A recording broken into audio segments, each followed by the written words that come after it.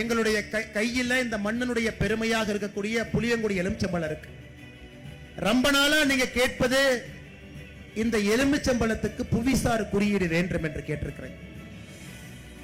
இங்கே நம்முடைய எண்மண் எண் மக்கள் யாத்திரை நடந்த பொழுது 2023 செப்டம்பர்ல உங்களுக்கு உறுதிமொழி கொடுத்தோம். இதற்கு மத்திய அரசு புவிசார் குறியீடு கொடுப்போம். புளியங்குடி எலுமிச்சை என்பது உலகத்துல இந்த பகுதி எலுமிச்சைக்கு மட்டும்தான் கிடைக்கும். ஏப்ரல் முதல் வாரத்தில் அறிவிப்பு வர இருக்கிறதுங்க ஐயா. ஏப்ரல் முதல் வாரத்தில் புளியங்குடி எலுமிச்சைக்கு புவிசார் குறியீடு அறிவிப்பு மத்திய அரசு கொடுக்க இருக்கிறாங்க. உங்க புளியங்குடி எலுமிச்சைக்கு அறிவிப்பு வந்துருச்சுன்னா ஏற்றுமதி பெருகும். ஏற்றுமதி பெருகும்.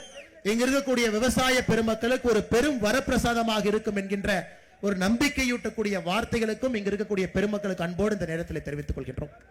எங்களுடைய கையில இந்த மண்ணினுடைய பெருமையாக இருக்கக்கூடிய புளியங்குடி எலுமிச்சம்பழம் இருக்கு. ரொம்ப நாளா நீங்க கேட்பது இந்த எலுமிச்சம்பழத்துக்கு புவிசார் குறியீடு வேண்டும் என்று கேட்டிருக்கிறேன். இங்கே நம்முடைய எண்மண் எண் மக்கள் யாத்திரை நடந்த பொழுது 2023 செப்டம்பர்ல உங்களுக்கு உறுதிமொழி கொடுத்தோம். இதற்கு மத்திய அரசு புவிசார் குறியீடு கொடுப்போம். புளியங்குடி எலுமிச்சை என்பது உலகத்துல இந்த பகுதி எலுமிச்சைக்கு மட்டும்தான் கிடைக்கும்.